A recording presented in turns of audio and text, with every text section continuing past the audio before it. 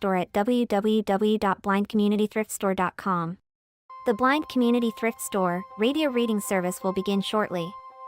We will be reading local news from around the Southwest Missouri area, Monday through Friday, 10 a.m. to 12 p.m. on YouTube, KSMU, and on the Audio Reader Network at Kansas University.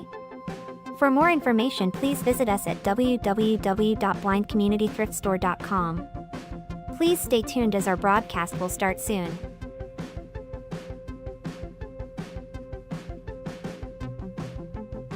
Please remember to like, comment, and subscribe on our YouTube channel now. At Blind Community Thrift Store on YouTube, and more info about this radio reading service, Navalins, and the Blind Community Thrift Store at www.blindcommunitythriftstore.com. The Blind Community Thrift Store radio reading service will begin shortly. We will be reading local news from around the Southwest Missouri area, Monday through Friday, 10 a.m. to 12 p.m. on YouTube, KSMU, and on the Audio Reader Network at Kansas University. For more information, please visit us at www.blindcommunitythriftstore.com. Please stay tuned as our broadcast will start soon.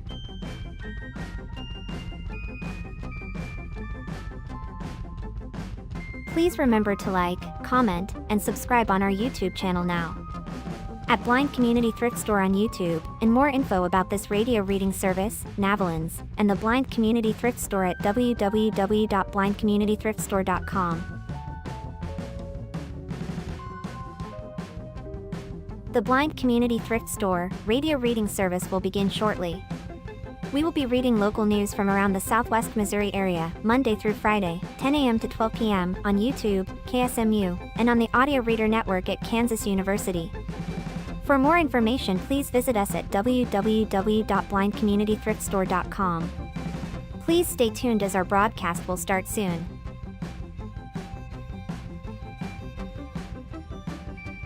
Please remember to like, comment, and subscribe on our YouTube channel now. At Blind Community Thrift Store on YouTube, and more info about this radio reading service, Navalins, and the Blind Community Thrift Store at www.blindcommunitythriftstore.com. The Blind Community Thrift Store radio reading service will begin shortly. We will be reading local news from around the Southwest Missouri area, Monday through Friday, 10 a.m. to 12 p.m. on YouTube, KSMU, and on the Audio Reader Network at Kansas University. For more information, please visit us at www.blindcommunitythriftstore.com. Please stay tuned as our broadcast will start soon.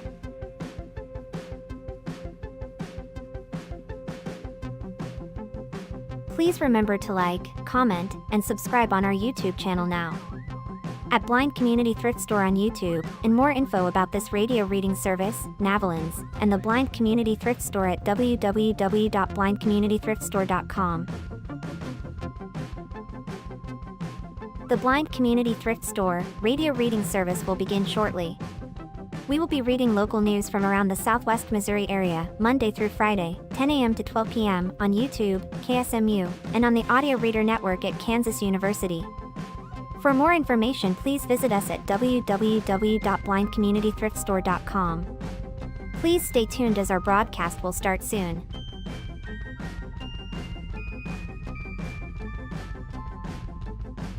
Please remember to like, comment, and subscribe on our YouTube channel now. At Blind Community Thrift Store on YouTube, and more info about this radio reading service, Navalins, and the Blind Community Thrift Store at www.blindcommunitythriftstore.com. All because my sister told me to turn it off. Sure. Stop parenting me, Kaylee. It's okay. But then again, that's not really parenting. Yeah, she's just being an older sister. Yeah. I mean, just like when I scold Nolan, and I'm air quoting it, because I don't always scold him. It's just how I talk. Nolan, what you doing? No one is upset right now. We're all That's good. not scolding. Scolding would be like, Nolan, what are you doing? Yet no one is upset. We're all okay. Yeah.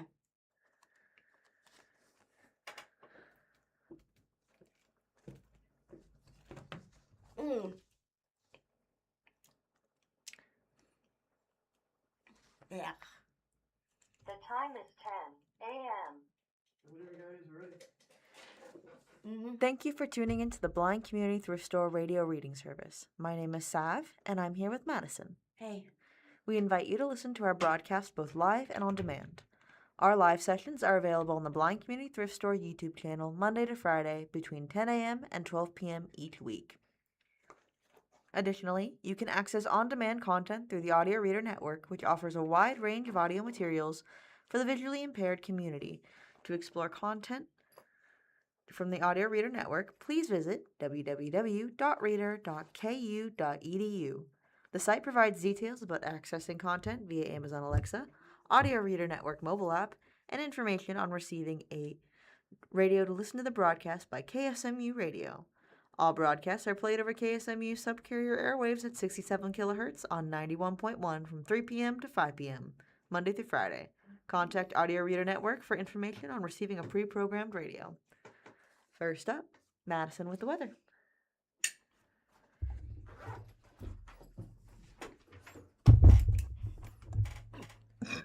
Sorry. Ow. I hate it when it does that. I'm good. Ozarks first. Today's forecast, storms on Friday, followed by a brief break from summer heat. This is by Tom Schmidt.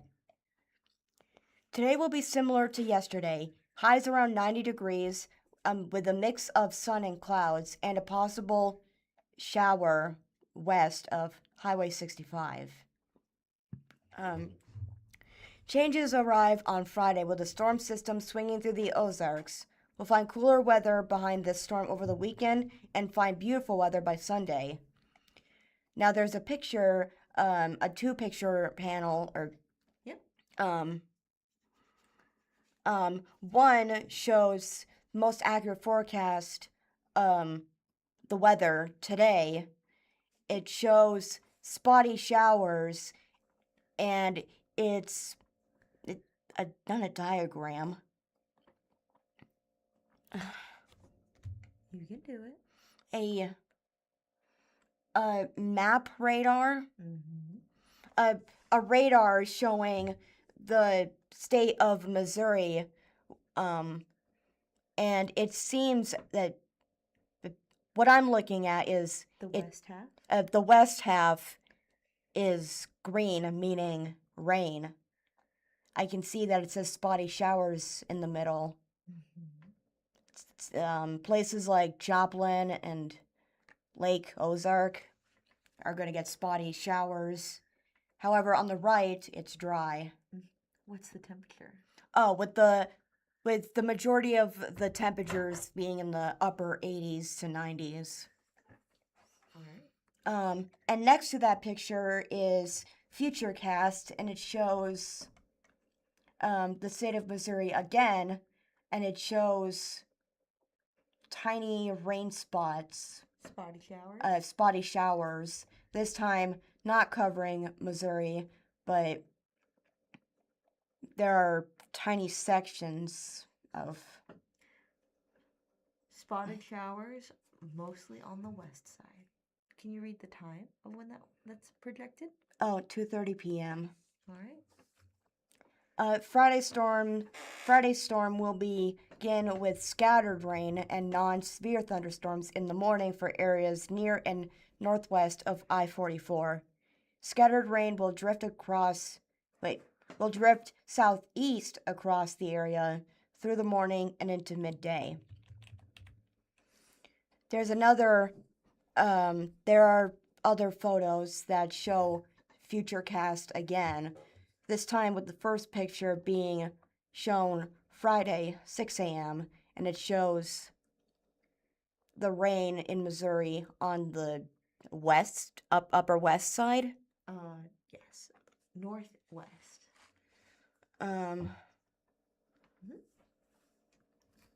And for Friday at 11 a.m., the rain is being pushed, To the east. to the east. Mm-hmm.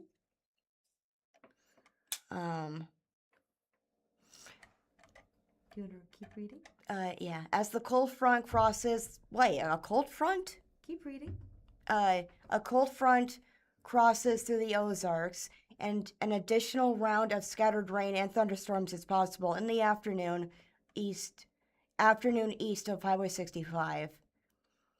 There's a low risk that some of these storms could be strong to severe.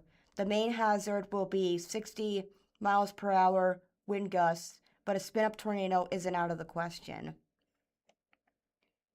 Now it shows a 3-picture panel showing one picture showing the storm risk, and it shows the entire state of Missouri almost swallowed up by green, indicating rain. And it says what to expect this afternoon/night.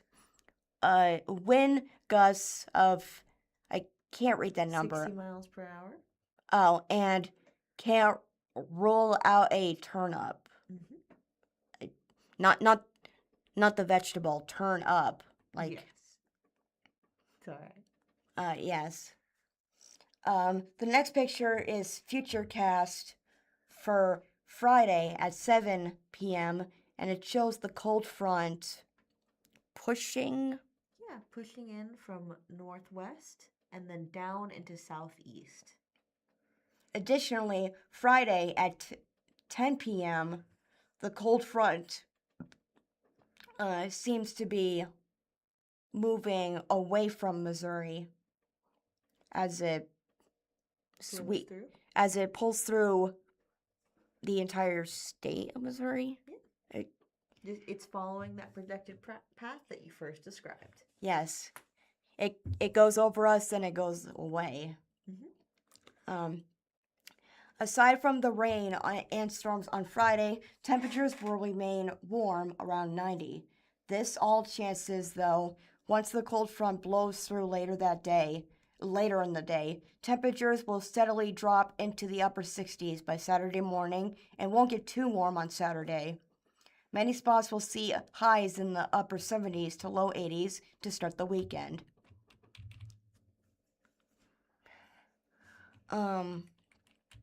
Now there's 2 more pictures showing, one showing forecast temperatures regarding Saturday at 4 p.m. and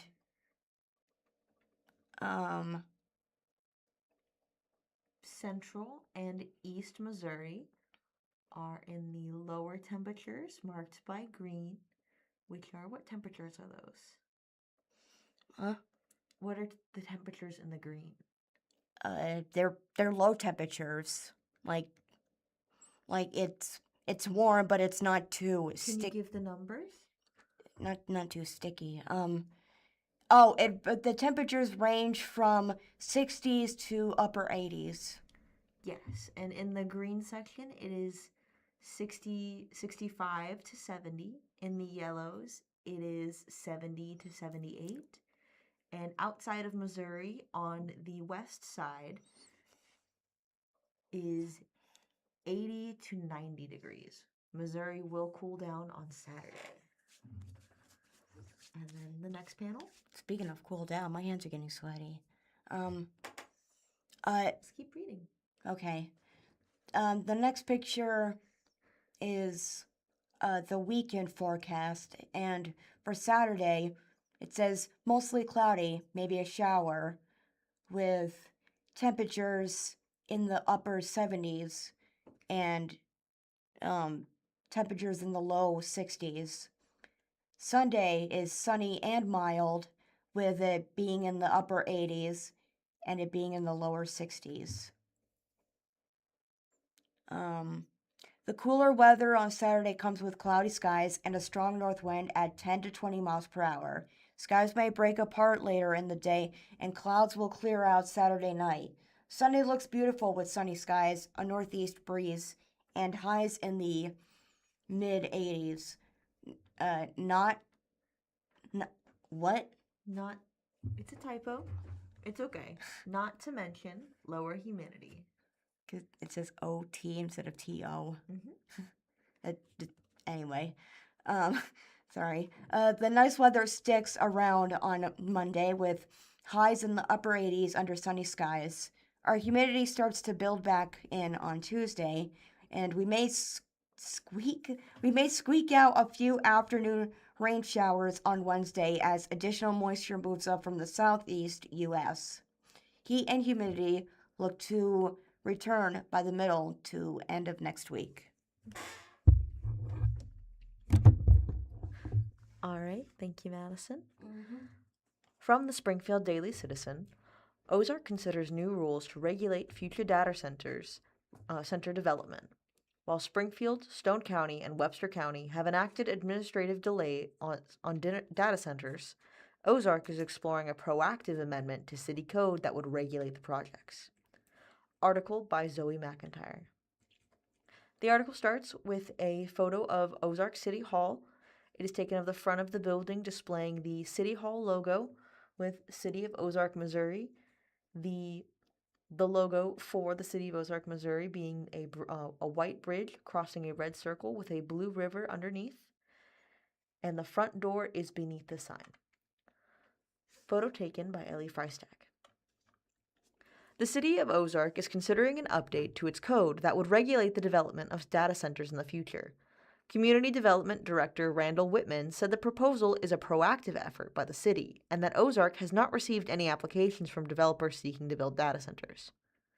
There's been no threat of anybody wanting to put one of these, large or small, in the city, Whitman said at a Planning and Zoning Commission meeting on July 27th. The proposed code update would define 3 types of data centers ranging in scale from small server closets to large load data centers exceeding 10,000 square feet, about 0.23 acres. Permits would require developers to comply with defined standards for land use, water use, noise, and vibration. This ordinance, the draft, is going to put the city in a better position to protect ourselves and be able to regulate where and when and how these things go in. So this is a good thing, said Jeff Garrison, chair of the Planning Commission. He pointed out that the city of Springfield in June adopted a moratorium on new data centers after being approached by a developer who was interested in building one. Webster County adopted a moratorium after a developer broke ground on a small-scale data center near Marshfield.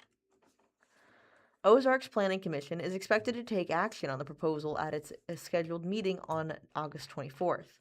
The proposal will be referred to the Board of Aldermen for a public hearing and a future vote. Proposal addresses water, noise, and energy. The code update proposed by city staff would define an accessory data center as a facility contained within a principal building that is ancillary to the primary use of that property, occupying no more than 20% of the building's footprint, such as a server closet on the site of a school or building. Micro data centers facilities would be over 20% of the building's primary building's footprint, not to exceed 10,000 gross square feet and utilizing less than 5 megawatts of electricity. Large load data centers would exceed 10,000 gross square feet and use more than 5 megawatts. Apologies. Under the proposed code, accessory use data centers would be allowed within commercial mixed use, office warehouse, or industrial land uses. Micro and large local data centers would be allowed only on properties zoned for industrial use and with a conditional use permit. To apply for a conditional use permit, a developer would need to specify the community benefit offered by a proposed project and submit an environmental impact report and economic impact report. The proposed code also specifies regulations on noise pollution, water use, power, and land use. Water-intensive open-loop and once-through cooling systems would be prohibited, for instance. Whitman suggested on July 27 that the regulations could deter developers from seeking to build data centers in the Ozarks. He noted that Ozark does not have an electric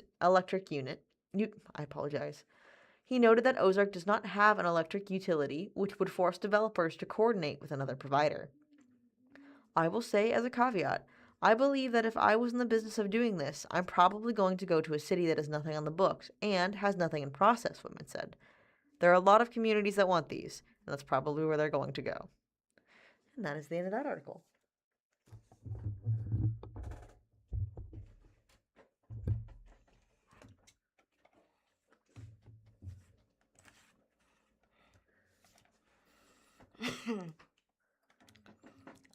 From the SBJ Journal, From the Springfield Business Journal. because they said SB Journal, it's like saying PIN number. It's okay. From SBJ, businessman buys Sprawling. Sprawling? What? Okay. Sprawling Table Rock Lake home. It shows, it, the picture, no, the building in question is how would you describe this type of building? I know it's made of glass. You described it earlier. You got this. It's got pointy roofs. It's a large glass building with windows on every wall, as well as a glass roof. And what's it in the middle of? Yeah, that one's easy. It's in the middle of a forest. But the green's really hard to miss.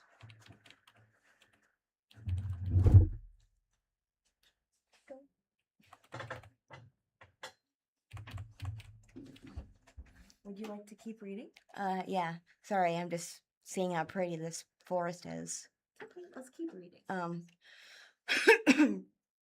A Branson businessman has purchased an expansive residence. Is that residence? Yep.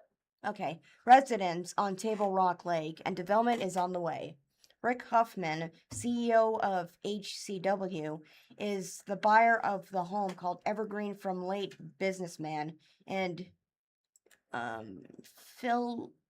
Philanthropist? Robert Plaster's charitable foundation, according to a news release. The purchase price was not disclosed in the release. I'm honored to help support the foundation's important work through this purchase, Huffman said in the release. Evergreen has always been a special place, and I'm committed to preserving Robert's legacy while creating opportunities for others to experience this remarkable property. The Evergreen house on the property spans 32,000 square feet. Additionally, the property comprise.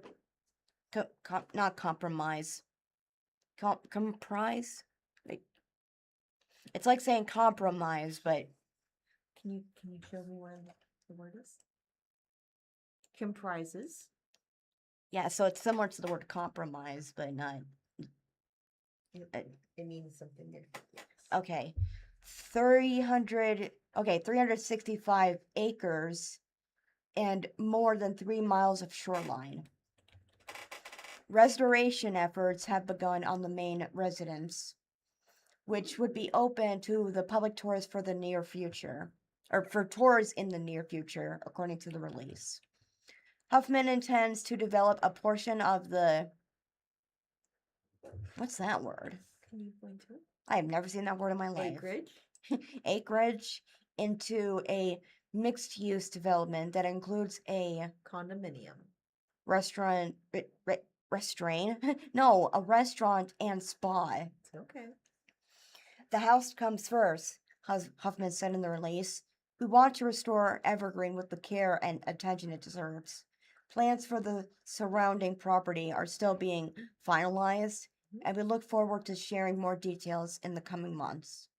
Huffman additionally thanked Steve Plaster and the Foundation Board, which supports educational opportunities for young conservative students.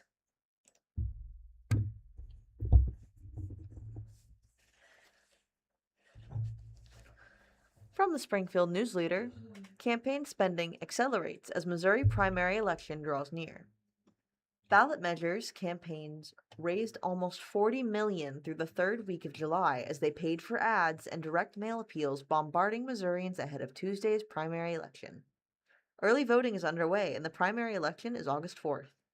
The final full financial disclosure statements for state campaign were due Monday to the Missouri Ethics Commission. Missourians will nominate candidates for state auditor, decide 4 ballot measures, and select candidates in 17 states, state Senate districts, and 163 House districts. Not all legislative districts have primary contest, but in those that do, candidates associated political action committees and outside groups are vying for attention with millions of dollars in broadcast ads, direct mail, and other appeals. Ballot measure committees have spent $26.7 million, with 65% being spent since the start of July. The article is broken up by a photo of 3 folding tables set out with folding chairs on either side and voting partitions set up on the table that have an American flag and an angle that say vote.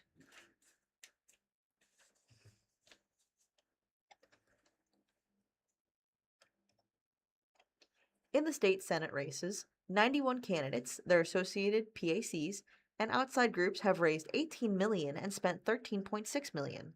The Senate campaigns also held most spending for the final month. More than half of the money spent by candidates and their associated PACs has been reported since July 1st. There are 444 Missouri House candidates and associated PACs, and the Independent has been unable to track fundraising and spending in every race. In contrast, the only statewide race on the ballot, state auditor, has been almost invisible.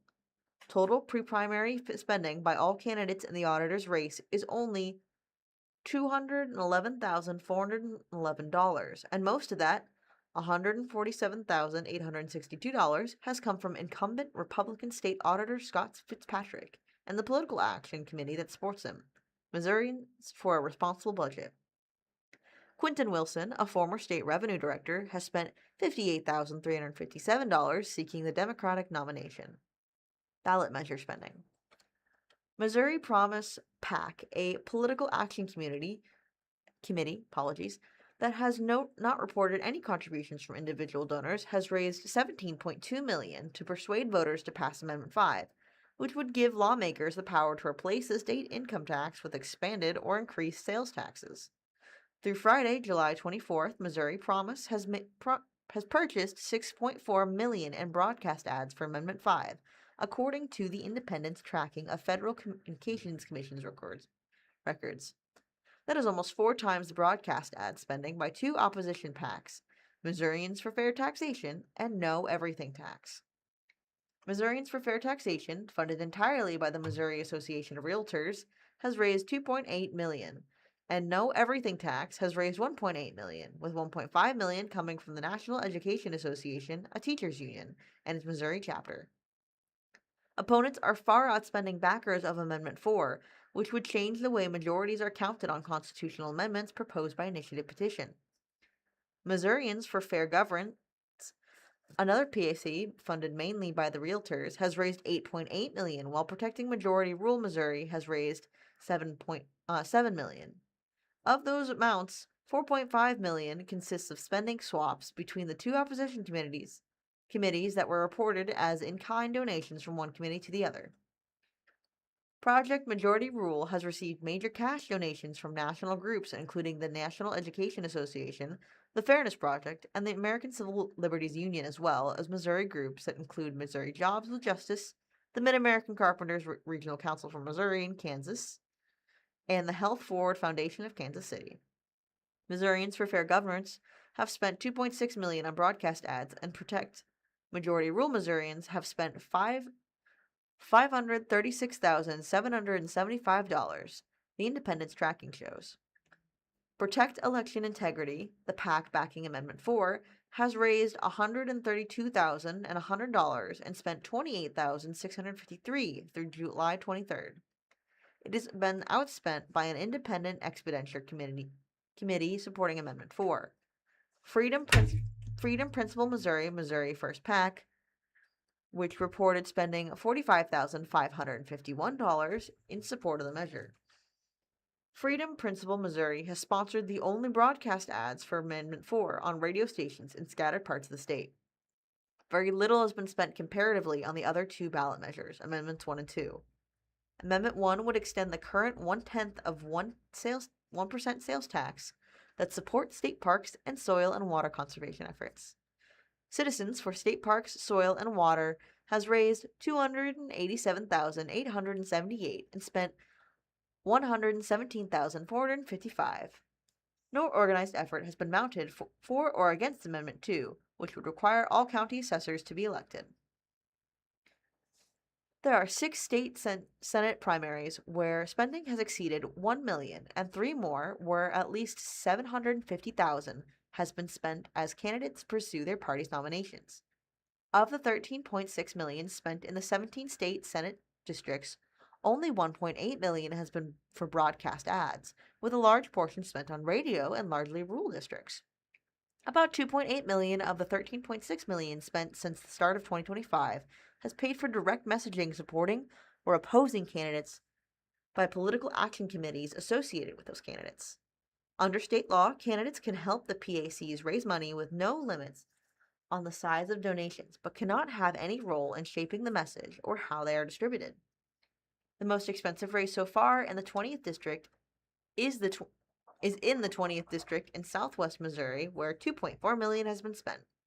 Incumbent state Senator Curtis Trent of Springfield, who wants to be Senate Majority Leader, is locked in a bitter fight with attorney Lori Rook of Springfield for the Republican nomination. Trent has spent $422,000 from his campaign fund, and Rook, who loaned her campaign $300,000, had spent $198,000 by July 23rd. The 417 PAC, aligned with Trent, has spent $838,000, using $503,000 for a tax on Rook and just under $200,000 to promote Trent. Firebrand PAC, aligned with Rook, has spent $10,000 opposing Trent and $83,548 supporting Rook. The 20th district also has the largest broadcast and purchases with Rook, spending $121,000 so far on radio and television ads, and Trent countering with $151,000 in ads purchased by his campaign, plus another $200,000 in ads paid for by 417 PAC. An outside group, AFC Victory Fund, which supports private school tuition vouchers, has spent $36,000 opposing Rook. AFC Victory Fund is trying to influence several races. It has spent almost $90,000 to unseat incumbent state Senator Jill Carter in the Republican primary in the 32nd district, and almost $150,000 opposing state Representative Bill Hardwick in the Republican primary in the 16th district. Show Me Promise PAC, renamed in July from taxpayers in support of public education and funded mainly by the PACs associated with the Missouri National Education Association, has countered AFC Victory Fund in some races. It spent $102,130 supporting Mike Deering in the 10th District Republican primary, and smaller amounts supporting and opposing candidates in other races. A PAC funded by Missouri Promise is targeting two Republican lawmakers who opposed Amendment 5. The Republican Accountability Project PAC spent $46,076 opposing State Representative Rudy Vitt in the 6th District Republican primary, and $91,263 opposing State Representative Greg Sharp in the 18th District. Both Vitt and Sharp voted against the legislation that is on the ballot as Amendment 5. The 6th District is the second costliest primary so far, with $1.9 million spent, while the 18th District is close behind with $1.6 million spent. The Republican Accountability Project is backing Jake Vogel in the 6th District, and State Representative Ed Lewis of Moberly in the 18th District. We the People Priorities PAC, funded mainly with $300,000 contribution from Republican mega donor Rex Sinquefield, is also targeting Amendment 5 opponents. Sinquefield has contributed $2.9 million to Republican candidates and PACs since the start of 2025. The PAC opposes Vitt and Ike Skelton and backs Vogel in the 6th District and is spending to influence the outcomes of a dozen Missouri House Republican primaries. And that is the end of that article.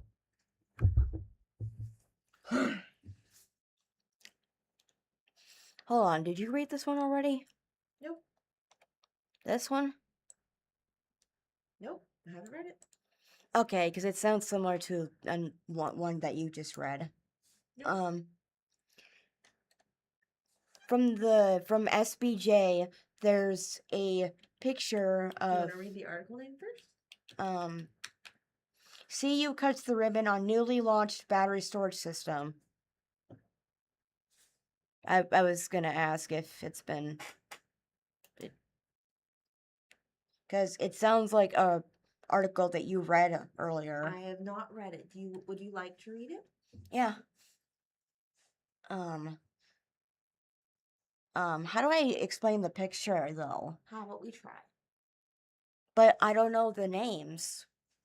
So you would say there is a group of people holding up a yellow ribbon. Next to a sign that says City Utilities. In the middle is someone holding a larger pair of scissors to cut the ribbon. They actually have scissors like that? All right. I always thought it was a movie thing. Who is the article written by? Jeff Pickle. Would you like to start reading the article? Gladly. City Utilities of Springfield this morning cut the ribbon on a newly developed battery storage system. CU President and CEO Dwayne Falk? sounds like I'm saying something else, but I'm not. Dwayne Falk was among speakers at the ceremony at the Utilities Blackman Road campus. At City Utilities, early, every investment we make is centered around one goal: providing reliable utility service while delivering strong long-term value for our customers and our community, he said. Projects like this battery energy storage system strengthen the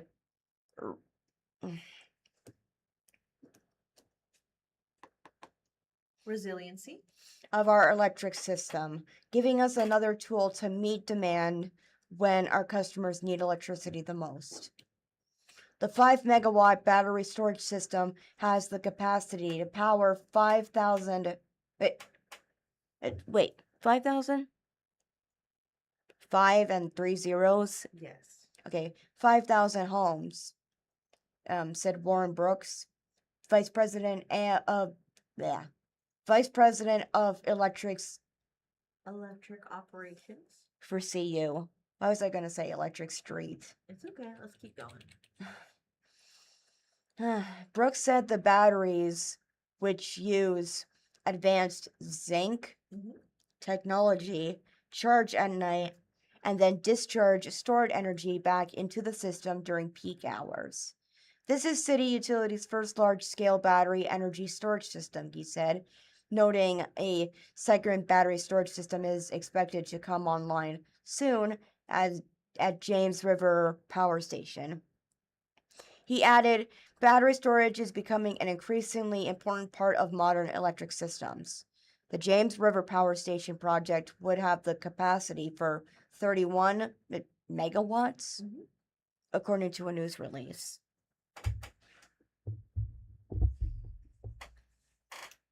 All right. From the Springfield Daily Citizen, the rise and fall of Germania Hall, Springfield's historic German hub.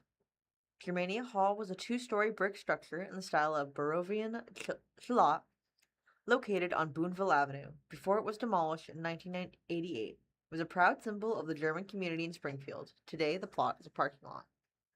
Article by Mike O'Brien. The article starts with a photo of the Germania Hall. In its heyday, this photo was taken in 1918. Oh, that explains why it's black and white. Yes, the photo is in black and white. It is a two-story building with Germania Hall above the front door. Photo provided by Historian Museum on the Square. Germania Hall, an assembly venue for Springfield's large component of German immigrants in the early 1900s, was a proud symbol of community within the community. Although its names and purpose eventually changed due to a faraway war and the generational melding here of the newcomers' European heritage was American and Ozark culture. The impressive two-story brick structure featured a stucco facade crisscrossed with exposed timbers in the style of Barovian Chalat. It was on the southeast corner of Boonville Avenue and Calhoun Street. The original address was 1124 Boonville Avenue, but the number was changed to 1226 in the citywide street realignment of 1947. Today, the plot is a parking lot. The building's final owner was the nearby Central Assembly of God Church, located catty corner northwest across the intersection. Excuse me. In 1988, the Springfield Historic Sites Board reluctantly gave the church a green light to demolish the deteriorating 78-year-old structure and pave the tract.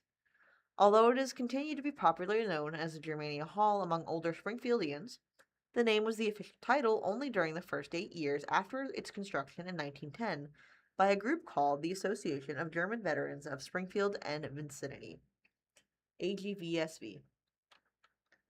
The early years of German influence on the Springfield community. The article is broken up by a photo of the members of Harmony Sangwa Choir, Springfield, Missouri. It shows the male choir, the male German choir,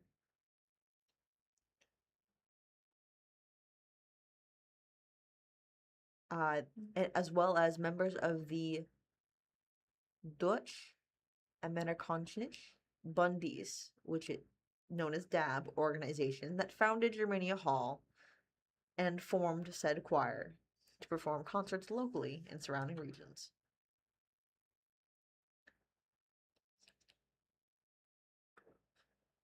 15, 18, 12, 24. Shows 25 people, or 26 people on this photo. Photo provided by David Rosh.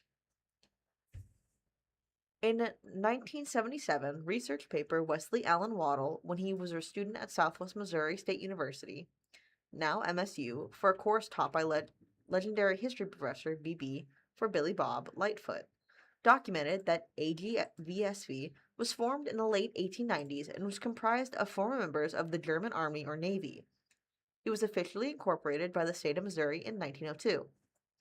In the early years, the AGVSV met on the second floor of a building on the west side of Boonville Avenue just north of Olive Street. That site also is paved parking lot today. But members began scouring locations a few blocks to the north where some residential neighborhoods were predominantly German, with the dream of someday having a headquarters of their own. In 1903, they paid $623 for the Boonville Calhoun lot, and half a dozen years later were ready to break ground.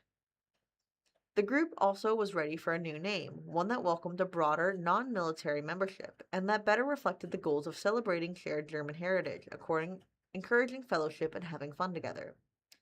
The AGVSV had joined a national organization, Deutsch Amerikanische Bundes, DAB, which translates to German American Alliance. The Springfield chapter's members adopted the DAB name for their local group as well. The ground level of the building was subdivided into offices and meeting rooms in the rear with twin storefront spaces facing Boonville Street to be rented in order to sustain building upkeep and help finance DAB activities. The article is broken up by a photo of 3 rows of men standing in front of a sign that is out of focus for the black and white camera. The first row of men is sitting with a dog sitting in between to the right of the photo. The caption beneath it says, "Among thriving businesses owned by German immigrants in Springfield in the late 1800s and early 1900s was a brewery operated by the Dingledon family on College Street near Fort Avenue. The photo of the brewery crew dates to the 1800s. This is the brewery crew of the brewery operated by the Dingleton family. This photo is courtesy of Jason and Sarah Haas Dingleton.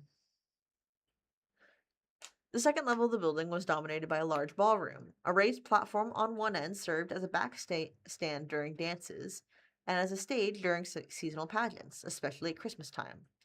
The walls reverberated with papa polka music, guttural German chatter, and the universal language of laughter. In 1988, news leader article on the eve of the building's demolition, 2 Springfield octogenarians recalled the bustling Germania Hall of the early 1910s. It was quite a place in its day, recalled Hazel Pauley. People would play cards or just talk. When there was music, there'd be dancing. We were all good friends. Margaret Schurer Boyd, another frequent patron of the hall during its initial heyday, remembered that there always were big parties on New Year's Eve and Easter Monday. Hearty food, including spicy sausages from the Pauley family slaughterhouse and meat market in the 700 block of South Campbell Avenue, was served in a dining area at the rear of the ballroom, and beer flowed plentifully. The 1912 Missouri Dam Convention highlights German influence in the Ozarks. There is another photo of a working group from the Frisco Railway that consisted of German immigrants, as they were sought out by the company for European-bred engineering and precision metalworking skills for the railroad's bustling construction and repair shops. There are 2 rows of men in front of a train. The first row of men is sitting on the engine of the train, and the second row of men is standing in front. They are all in blue-collar worker outfits with boots, overalls, and long shirts, as well as hats and goggles.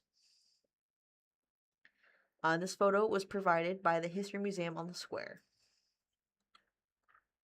In late September of 1912, the Springfield chapter hosted the Missouri Dam Convention, drawing some 400 participants from throughout the state to Germania Hall. Although mostly printed in German, the convention program stated the DAB's principles in English on the booklet's cover.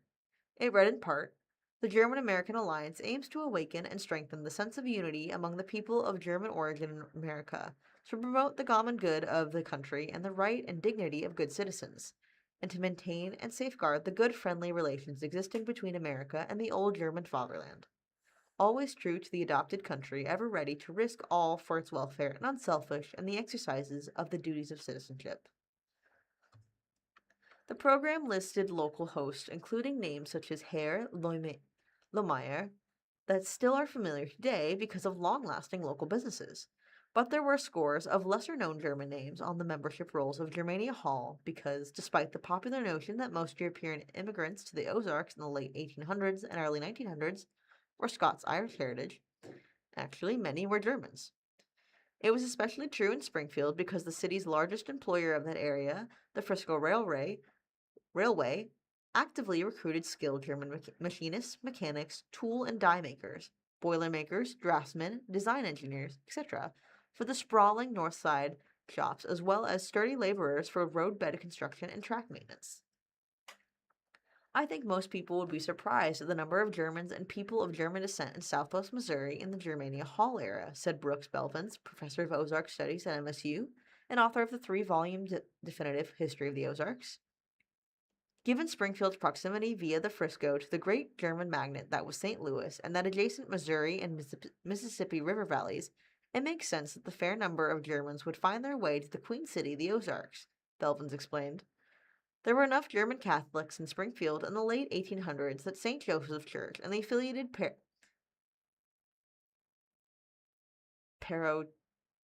Parochial School was founded, largely through the efforts of Charles Heer, specifically to serve them. Another MSU professor, John Schmalzbauer, who teaches religious studies, notes that the first white settlers' log cabin in what became Springfield was built for the William Fulbright family, and Fulbright is an angelicization of the German name Fulbrich. Similarly, the name of the German family whose farm became the popular Fast Night Park was angelicized from Fastnacht. Gottfried Tower, named after businessman, was German heritage. Agriculture also attracted Germans to the area, according to David Roch, whose great-grandfather was among 5 German-born brothers who came to the Billings area west of Springfield in the 1880s and paid $11 an acre for 80 acres of farmland. The article is broken up by another photo of William C. Lohmeyer, Democratic candidate for coroner, the only German candidate on either ticket.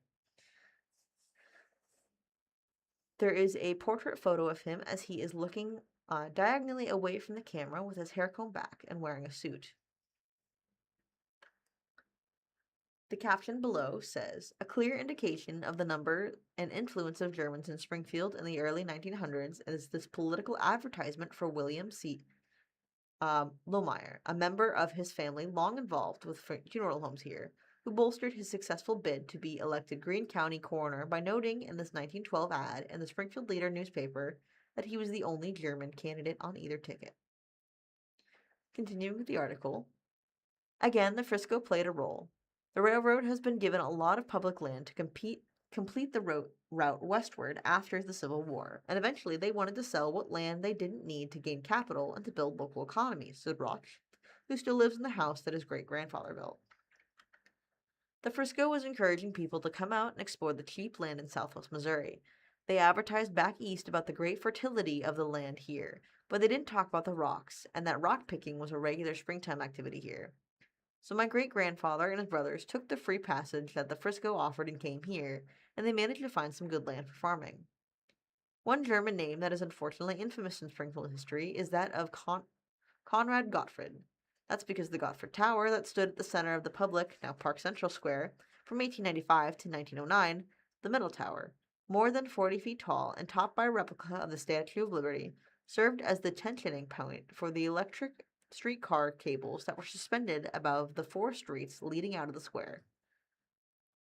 Gottfried developed a big business manufacturing and selling furniture here in the late 1800s, and he was the most generous financial contributor to building the tower, said John Sellers, emeritus executive director of the History Museum on the square.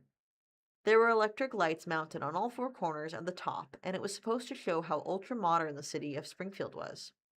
However, the tower was remembered for showing a heinously ugly side of the city because 3 innocent young black men were tragically lynched from the tower by the mob on Easter Sunday of 1906.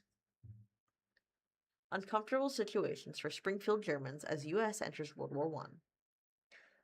There is a photo of a city streetcar traveling northward past Germania Hall in what was then the 1100, later 1200 block of Boonville Avenue in the early 1930s. This streetcar is passing 3 children as they are walking in front of the St. Louis Moto Auto Parts building.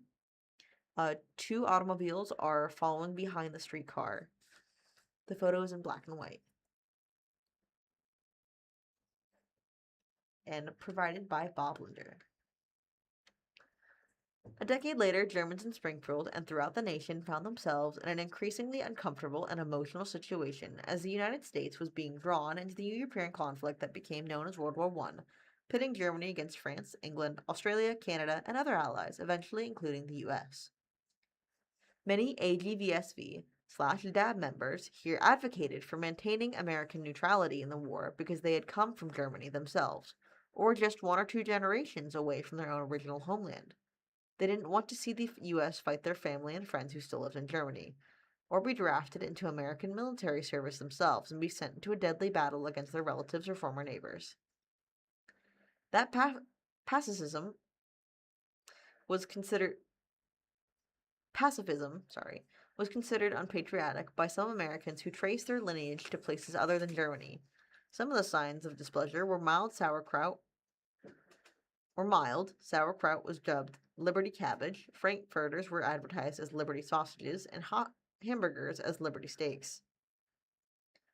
There was a lot of silly stuff going on, Hazel Polly remembered. However, other expressions of disapproval, over perceived divided loyalties, were more intimidating. So in 1918, the National Deutsche Amerikanische Bundes organization decided to downplay the German angle by changing its name to the Harmony Association. The Springfield DAB group followed suit and also attempted, with limited success, to erase the Germania Hall name from public consciousness in favor of a new name for their building, Harmony Hall. It wasn't fair, Polly said. DAB members were good people, good, honest, hard-working people. It was unfortunate that such a fuss was made over the name. There is another photo of a building called Linder Radio Co. that has in its window a neon sign that says Lindar Radio Service, and above this window is the word radio in big letters. the left of the window is a door. The caption underneath says, a street-level storefront of Germania Harmony Pythian Castle Hall was occupied by Benton Lindor Radio's repair and sales business from 1940 to 1953. Lindor also has a small recording studio there in which vinyl discs were directly cut on the spot. That service often was used by hopeful musicians and singers who sought to impress programming managers at radio stations, KWTO, with a demo disc in the hopes of being invited to perform in the air. Photo courtesy of Bob Linder. The Harmony Association of Springfield continued to own and operate the hall for the next decade. During that period and for the next several decades, the building's 2 ground floors commercial spaces usually were filled with businesses, including at various times a barber and beauty shop supply outlet, a finance company specializing in loans to buy automobiles, a music school, a store called the Promenade Shop that catered to the needs of square dancing groups that met frequently in the hall upstairs ballroom, and a radio service and sales operation. However, the fellowship based on German heritage that was the basis of the AGVSV and DAB and was opposed to continue as the Harmony Association was fading. Immigrant families produced new generations who had weak or no emotional ties to their parents' or grandparents' European homeland. Membership in the Harmony Association dwindled to the extent that the organization became unsustainable. So, in the early 1928, the Harmony Association let it be known that the Harmony Hall, which many persisted in calling Germania Hall, was available for purchase. The Knights of Pythias quickly expressed interest. Germany Hall acquired by the Knights of Pythias. There is a color photo of the inside of the hall, redecorated after the Knights of Pythias have obtained it, in Christmas decorations, with a Christmas tree being on the left, garland being laid over 2 windowsills, and the organ in the back, as well as poinsettias decorating each table.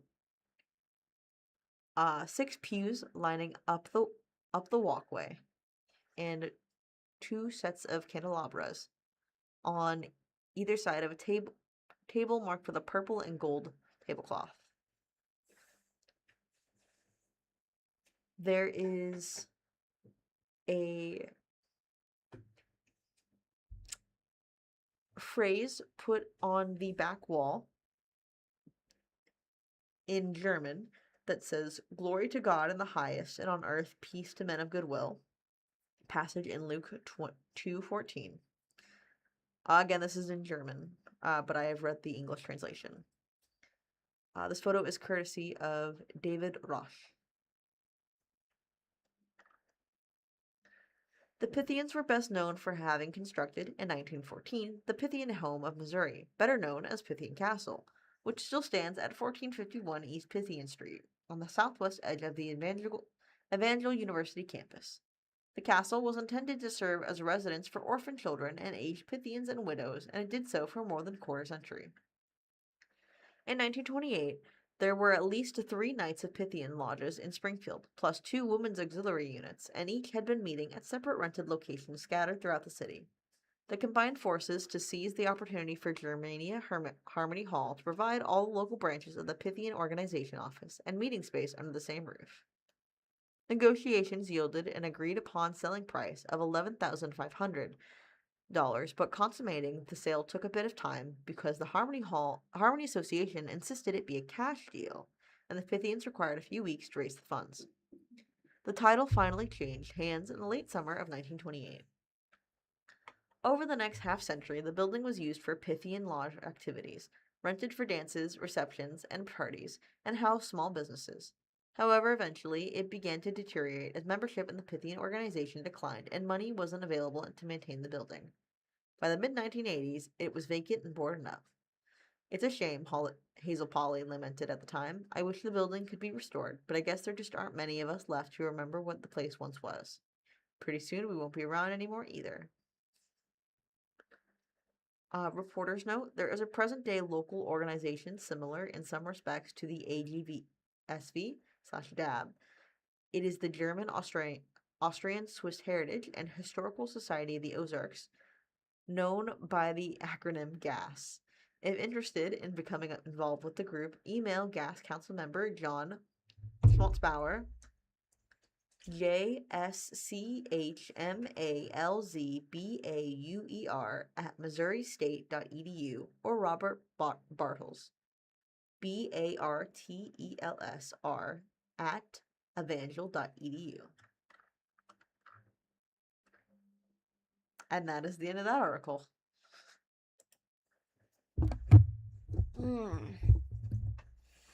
Those articles are super long sometimes. It's okay.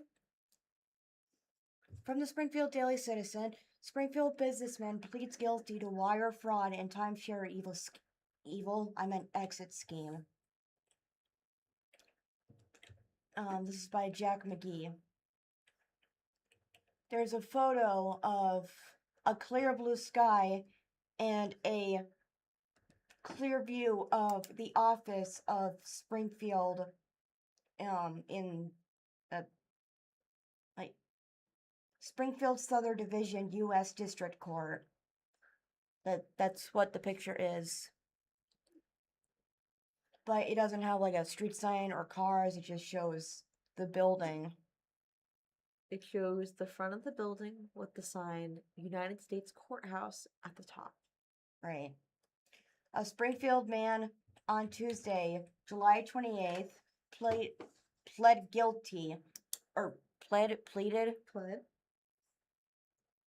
in federal court for crimes pertaining to his operation and ownership of several timeshare exit businesses. Brian Scroggs, 54, at this time, 54, pleaded guilty before U.S. magistrate.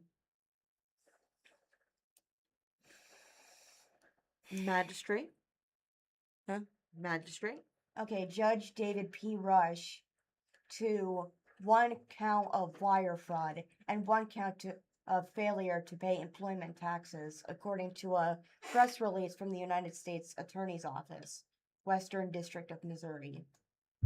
Scroggs took money from clients while promising to get them out of their timeshares, provide them a full refund, or assume financial responsibility of their timeshare, according to the release. Scroggs failed to fulfill these promises despite being paid considerable amounts of money, the press release states. Scroggs owned several timeshare exit businesses, including Vacation Counseling Services LLC. Wait, did I say counseling? I meant to say Vacation Consulting Services LLC. Additionally, the transfer group VSC Communication LLC and Real Travel LLC, according to the release. The business owner also failed to pay employment taxes to the Internal Revenue Service and the state of Missouri, including those he was collecting from each employee, and any matching obligations he was required to pay as owner, according to the release. Following a pre-sentence investigation by the United States Probation Office, a sentencing hearing will be scheduled, according to the release. From the Springfield Daily Citizen, Springfield Symphony Orchestra announces American Icon Season. The 2026-2027 season includes Dolly Parton's Threads, My Songs and Symphony, a special visual musical journey of the icon's songs, lives, and stories. Article by Jeff Kissinger. The article starts with a photo of Kyle Wiley Pickett leading the Springfield Symphony. He is standing at the front of the podium with his baton in the air as he looks over the symphony, who is playing at his direction. They are all wearing suits and black dresses. The Springfield Symphony Orchestra 2026-2027 season is aptly titled American Icons. Its most anticipated show will include music from, but unfortunately not an appearance by, singer, songwriter, actor, businessperson, and philanthropist Dolly Parton. The season will also feature works by other heavy hitters, including Leonard Bernstein, Aaron Copland, George Gershwin, and W.C. Handy, and even Tony Bennett, Bobby Darin, and Frank Sinatra. Renewals are underway now for previous season ticket subscribers. New season tickets requests open to the public on July 15th. For more information, visit the Springfield Symphony Orchestra website or call Juanita K. Hammonds Hall for the Performing Arts at 417-836-7678. How do you Madison, pull this seat up? Madison, stand up Uh, and then pull the tab. Here's a look at every show in the Springfield Symphony Orchestra's upcoming. sorry. It's okay. Here's a look at every show in the Springfield Symphony Orchestra's upcoming season. The Big Apple, September 12th, 7:30 p.m. The season begins with the music from New York by New Yorkers. Gershwin, Bernstein, and Copland created some of the most quintessentially American music of the 20th century from their apartments in the Big Apple. They captured not only the sounds of New York City, but the American West and beyond. The concert will also include a performance of Kansas-based composer Alyssa Morris's Tlapali, an orchestral retelling of the Aztec myth depicting how the world received its color and light, featuring the principal woodwinds of the SSO. Dolly Parton's Threads, My Songs and Symphony, October 10th, 7:30 p.m. The innovative multimedia experience features Parton on screen, leading audiences in a visual musical journey of her songs, her life, and her stories. The concert feature hit songs include Jolene, Coat of Many Colors, and I Will Always Love You, in addition to Parton's personal favorites and selections from her upcoming Broadway production. The evening also includes guest vocalists and musicians and innovative orchestrations by David Hamilton. Tickets for Dolly Parton's Threads are on sale now. The concert is now including in any season ticket subscriptions. Is not included in any season ticket subscriptions. Route 66, An American Road Trip, November 14th, 7:30 p.m. The Springfield Symphony Orchestra invites concertgoers on a great American road trip in November with music depicting the most iconic sites across the nation. The repertoire features new and old pieces, as well as a special guest. Double bassist Xavier Foley comes to Springfield to perform Soul Bass Concerto, a jazzy soul-inspired concerto for bass and orchestra. A Hollywood Christmas, December 19th, 7:30 p.m. The article is broken up by a photo from the 2023 holiday performance. There is a choir in blue and white and red and black standing in the back, as well as the symphony sitting up front and performing, with the majority of the participants wearing Santa hats or reindeer ears, as the conductor is in a bright red coat. Photo provided by the Springfield Symphony Orchestra. The symphony will set the mood for the holiday season with music made famous by Hollywood's biggest feature films. The repertoire will feature jazzy tunes from It's Christmas, Charlie Brown and Irving Berlin's White Christmas, and modern favorites like the Elf soundtrack. There's also a medley from Disney's smash hit Frozen. The evening ends with a Springfield Symphony Orchestra tradition, the annual sing-along. Ravel, a theatrical concert, January 16th, 7:30 p.m. The Springfield Symphony Orchestra's January concert is a comic and poignant theatrical concert created by Alice Wiley Pickett, featuring a cast of actors, chamber musicians, piano, and orchestra. It brings French composer Maurice Ravel and his contemporaries Claude Debussy and George Gershwin to life on stage.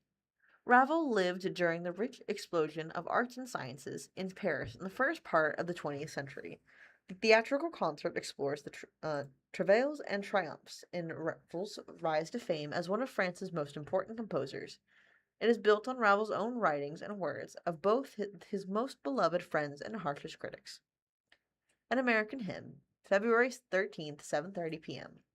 An American Hymn brings sacred music to Hammond's Hall and an evening of religious works by American composers, including Bernstein's moving setting of Psalms in his choral masterwork, Chichester Psalms, Copland, Appalachian Spring, and Jesse Montgomery's Starburst are also featured. From the New World, March 6, 7:30 p.m. Czech composer Antonio Dvorak came to the United States to lead the new National Conservatory of Music in New York and to discover American music. He urged American composers to take inspiration from African American music and from the New World. His most popular symphony did just that. The Springfield Symphony Orchestra will also perform Adolphus Hailstork's 3 Spirituals for Orchestra at its March concert, along with special performance from the Hellum International Young Artist Competition winner. Simply Swingin', Great American Crooners, April 10th, 7:30 p.m. The Springfield Symphony Orchestra promises an unforgettable night of the best American crooners and the songs that they made famous in April. They'll be joined by singing sensation Steve Lippa, who has mastered the songbook of America's favorite singers, from Frank Sinatra to Bobby Darin to Tony Bennett. Swan Lake with the St. Louis Ballet, May 1st, 7:30 p.m. The Springfield Symphony Orchestra continues its collaboration with the St. Louis Ballet with a return performance of Shivatsky's beloved Swan Lake. The St. Louis Ballet is under the direction of Gen Horichi, who created the staging of the love story about Prince Siegfried and his beautiful Swan Queen. All right, that is the end of that article. Madison, would you like to read the next one? Yeah. Sorry. Would you like to read that? Sure. We are broadcasting live from the Blind Community Thrift Store in Springfield, Missouri, located at 2713 North Kansas Expressway. Find amazing deals Monday through Saturday, 9 a.m. to 6 p.m. Help the blind, help the community. What are you looking for? Oh,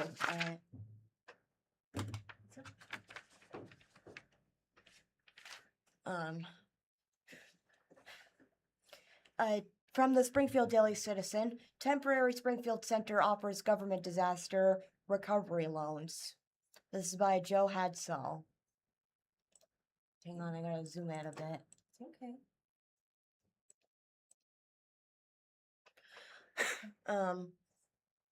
There's a picture of a grassy landscape next to a road. It shows the grassland near Kansas Expressway and Kearney Street on April 28th of 2026, and it shows a dark gray sky and a bunch of hail all over the grass. This photo was taken by Daylon Phoenix.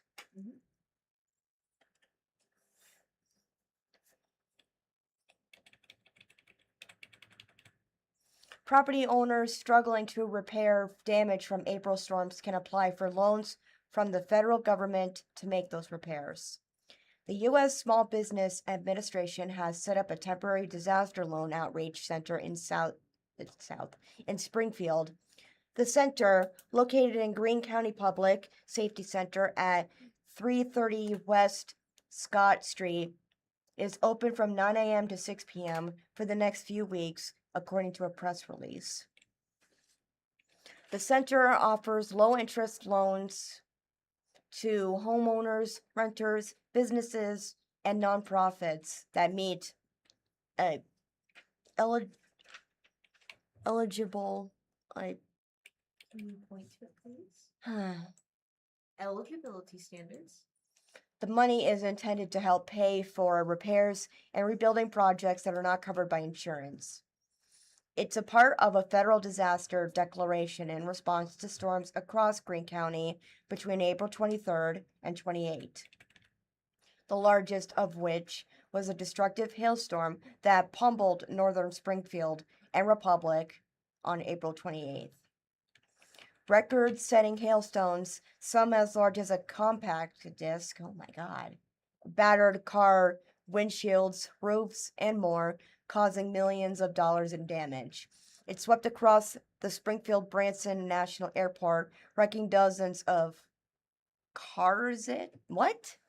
Another typo. It's okay. Cars, and then there's meant to be a space. Cars. Uh, it's the hail swept across the Springfield Branson National Airport, wrecking dozens of cars, and it even led to widespread power outages and other emergencies. It was not pleasant. Cassandra Cassandra. Jones, a public affairs specialist with the SBA, said that the department is the largest source of federal disaster recovery funds for Recuperating. losses. The disaster loan program can be a lifeline of those to those impacted by disasters, said Jones. Jones. We provide low interest, affordable loans to help cover costs of repairs and rebuilding that insurance and other sources do not cover. At the center, people can access customer service representatives directly for loan information, get assistance with filling out applications, and more. 3 types of loans are available. Home disaster loans for repairing real estate and personal property such as automobiles. Business physical disaster loans for repairing or replacing business-owned property. Hold on, it said 3 types of loans are available. Would this count? That is a part of the second one. So it's describing further. Okay, describing further, nonprofits such as charities, churches, and private universities are also eligible for these. And third, Economic. injury disaster loans to help businesses. AG. Agricultural co-ops. And other private nonprofit groups to meet financial obligations that cannot be met because of the disaster. Now there's a picture of a disaster loan applicant roadmap. First it says there's a withdrawal in the corner, and it says withdrawal. If your information is missing, you or SBA may initiate a withdrawal. You have 6 months to request reconsideration. And it shows a picture of a road and steps that you have to do with an arrow pointing forward as each step goes by. First off, it shows a logo of an envelope with an arrow, and it says to submit application, apply online or at a disaster recovery center. The arrow moves forward. Now there's a picture of a license plate where it says An ID. an ID where it says Eligibility review. where you may be asked to provide additional documents or information. The arrow goes around the road again, and it says loan decision, and it's a picture of a blue check mark. Well, a blue circle of a white check mark. Loan decision. If approved, SBA will send you one or more loan offers. You have 21 days to choose an offer. The arrow goes around the road once more, and it says loan closing, and it shows something. It shows a document being signed. I got it. Where where SBA prepares loan documents for you to sign. And finally, receive funding. It's a picture of money. Receive funding based on loan terms and conditions. There's also a QR code at the bottom, and it says, for more information, scan the QR code or visit sba.gov/disaster. And this image was courtesy by SBA. Eligibility. Is determined by an applicant's credit history and repayment ability. Entries, what? Interest rates. Interest rates may be lower if an applicant has no available credit elsewhere, according to information from the SBA. Rates can be low as 2.875% for homeowners, 3.625% for nonprofits, and 4% for businesses. Physical disaster loans are available for Greene County residents until September 14th. Economic injury loans are also available to people in contiguous Contiguous. counties until April 15th of next year, 27. Jones said that people don't need to wait for insurance resolutions to apply for the loans. There's no application fee and no obligation to accept if the loan is approved. More information can be found on the SBA's website. Ow. From the Springfield Daily Citizen, radio giants Zimmer Communications, Midwest family to merge Springfield operations. If the merger is approved by federal regulators, Zimmerman will manage 9 heritage radio stations in the Springfield region. Article by Jack McGee. The article starts with a photo of the outside of Zimmer Communications located at 3000 East Chestnut Expressway. It shows a glass entrance with a tall window that ends in a point with the roof, with KTXR in neon on front, as well as a glass door, as well as Real Country 101.3, Jock Radio 96.9, 99.9, and 106.0, KWTO, and The Dove signs also outside. There is a flagpole in front of the building. A pair of media companies with a strong Springfield presence are set to join forces. Pending approval by the Federal Communications Commission, FCC, Zimmer Communications and Midwest Family will merge Springfield radio operations according to a July 29th joint press release. Springfield-based Midwest Family, which owns KKLH 104.7 The Cave, KOMG 105.1 The Bowl, KOSP 102.1 The Juan, KQRA Q92.9 Springfield's Rock Station, and the Around the Ozarks multimedia brand will merge into Zimmer's Communications according to the release. Columbia-based Zimmer Communication owns and operates KTXR 98.7 The Dove, KW20 AM 960 AM 93.3 FM News Talk, KW20 FM 101.3 Real Country, KZMO 93.7 The Stage, and KBFL 1060 AM 96.9 FM The Jock. If the merger is approved, Zimmerman will manage 9 heritage radio stations in the region. This is an exciting opportunity to bring together 2 organizations that share the same values and deep commitment to local broadcasting, Zimmer Communications President John Zimmer said in the release. After more than 35 years of ownership in the Springfield market, partnering with another legendary Missouri ownership group to create the next chapter of local media services to our communities is incredibly exciting, Midwest Family President Mike Patterson said. Until FCC approval anticipated by the end of 2026, both companies will continue to operate independently. The article ends with a photo of the Midwest Family Broadcasting building. There are 4 cars parked out front, with one of them being the Midwest Family Broadcasting van.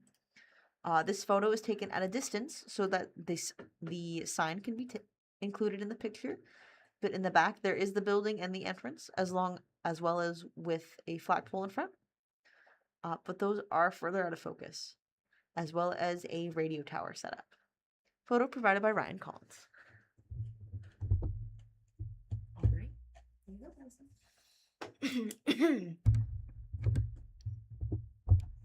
Hold on, I've got to sneeze. Dang, I lost it. It's okay. How about we read the article you're about to read? There it is. Bless you. All right. Can we read the next article? Yes. From the Springfield Daily Citizen, hang on.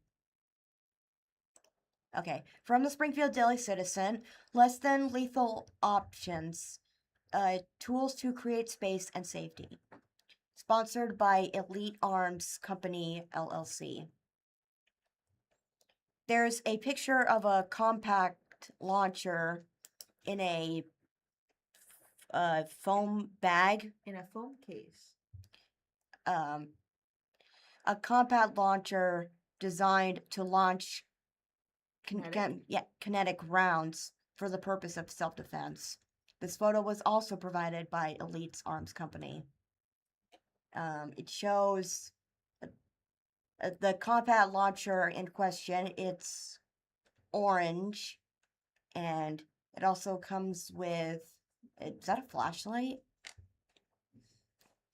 It comes with 2 canisters of compressed air,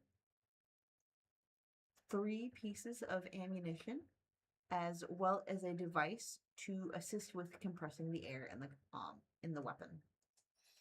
Right.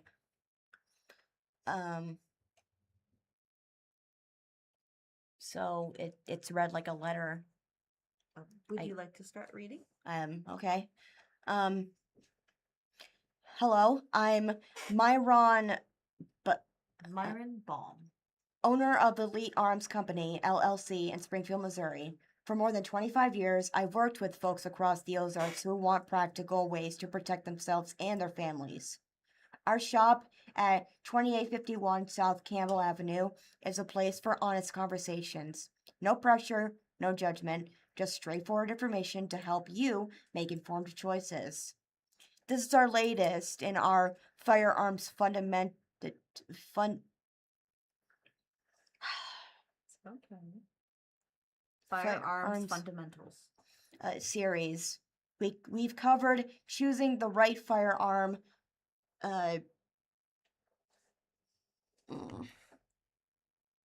Firearm suppressors. and other topics. Today, we're talking about less than lethal options. Tools that can help you create time and distance to get away from a threat without using deadly force. Many people come in wondering about alternatives Alternatives. to firearms. Some prefer them for legal reasons, personal comfort, or specific situations like college campuses, travel, or homes with children. These tools are not a replacement for awareness or good decision making, but they can be valuable parts of a layered approach to personal safety. Understanding less than lethal. Less than lethal options are tools designed to incapacitate or deter. So like knock out. How about we keep reading? To incapacitate or deter an assailant without the primary intent of causing death. Okay. Oh, okay, I see what it says. The goal is simple. Create enough time and space to escape and get to safety. Common examples include pepper spray, stun guns, tasers, batons, and projectile launchers like the Bryna? What? Byrna. So these things can hurt people, but it doesn't cause How about severe. we keep reading? We don't want to put it on our project. We're just reading. You're good. You're good. There's a picture of various pepper spray and stun gun options on display at Elite Arms Company. This photo was taken by Elite's Arms Company. They got 3-in-1 pepper gel, safe escape, pepper gel, personal alarm, stun gun, and a stun gun with a flashlight. There's a bunch. Important reality check. Less than lethal does not mean risk-free. Any use of force, even with these tools, can cause injury or have unintended consequences. Always treat them seriously. Knives and firearms are generally not classified as less than lethal. Your setting and mindset matter most. As my dad used to say, nothing good happens after midnight. Avoid unnecessary risks. Avoid unnecessary risks. Walking alone in unfamiliar areas with headphones in, for example. Be deliberate about your surroundings. Trust your instincts and have a plan. For a young college student like Sarah, a 20-year-old sophomore, that might mean sharing your planned location with friends when heading out, just like you might with a camping or hiking plan, and remembering that material things can be replaced, but your safety cannot. Common then less lethal options: pepper spray, which is OC, like original. Nope. It just says OC spray. We'll keep reading. Pepper spray is compact, affordable, and widely available. It causes intense eye irritation, burning, coughing, and temporary blindness, often giving you 20 to 45 minutes to get away. There's a picture of Myron Baum, Myron Baum, explaining the feature and function of a pepper spray product to two ladies in the background. Photo was taken or provided by Elite's Arms Company.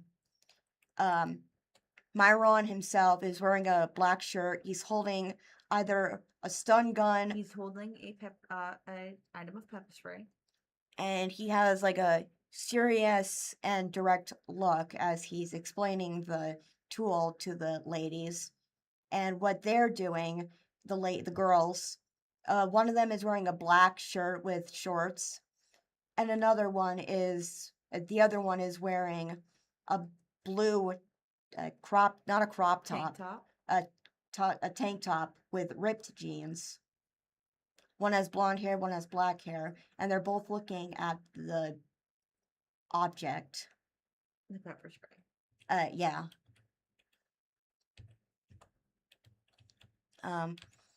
Here are some pros and cons. Easy to carry daily, works at a short distance, usually 8 to 12 feet or more depending on the model. Effective on many people, including those under the influence. Cons: winds can blow it back onto you. Gel formulas help reduce this. It may not stop determined attackers immediately, and you'll likely get some on yourself. Practice with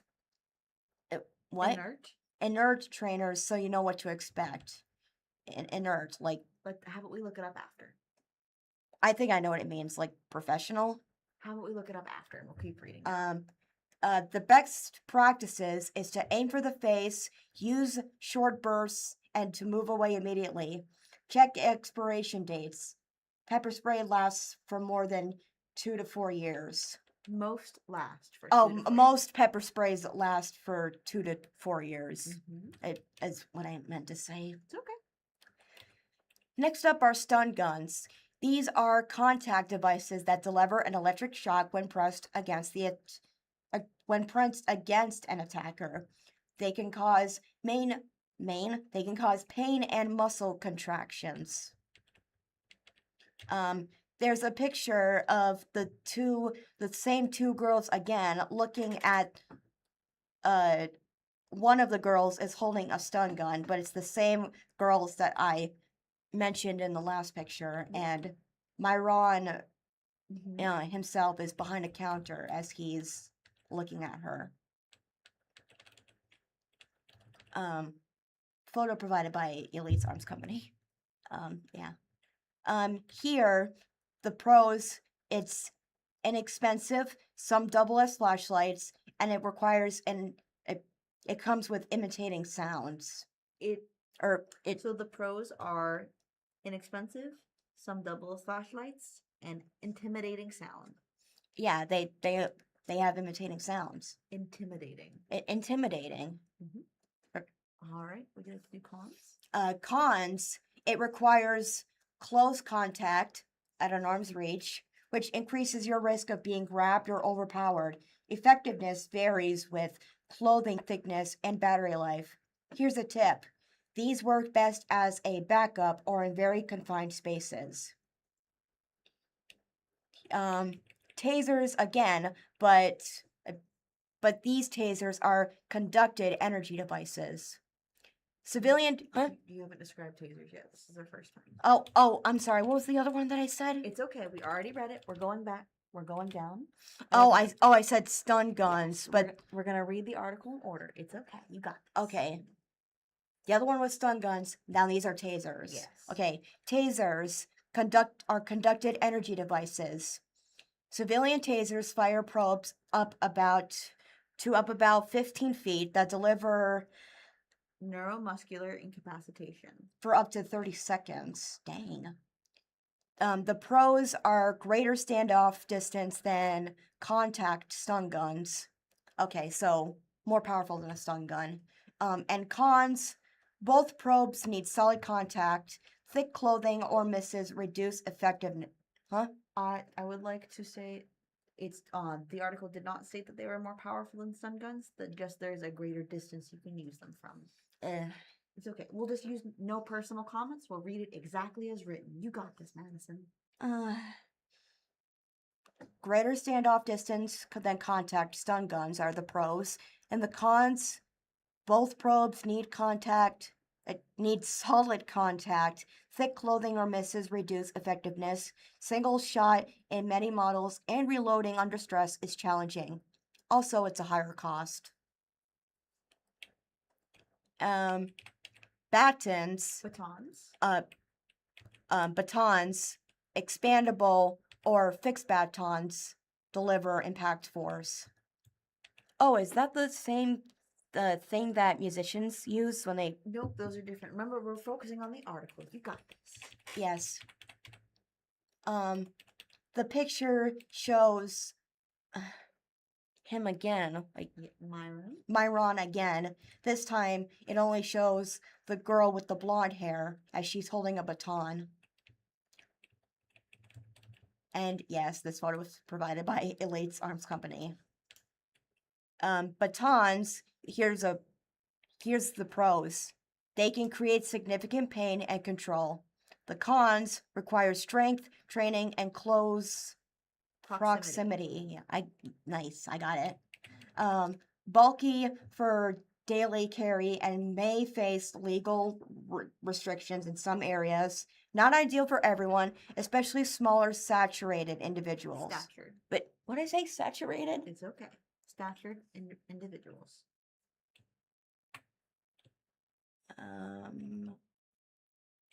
There's Spirina launchers. and similar projectile systems. Projectile. These CO2 powered devices launch .68 caliber or similar projectiles, kinetic, hard plastic / rubber for impact, pepper / chemical irritant, or training rounds. Effective range often 20 to 60 feet.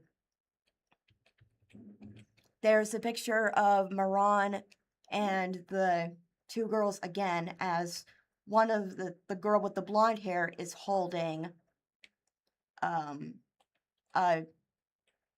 is handling various projectile launcher system options. Yeah.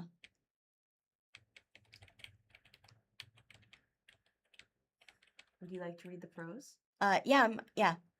Pistol-like feel with multiple shots, good standoff distance, chemical rounds combine impact with irritant effects, legal in all 50 states with no firearm permit required in most places.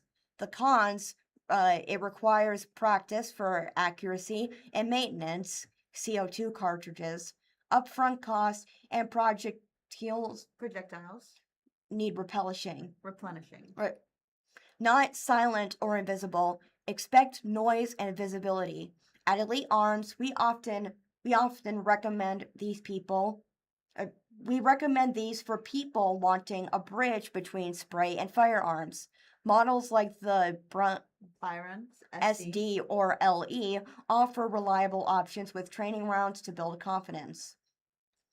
tactical pens or everyday and carry impact tools.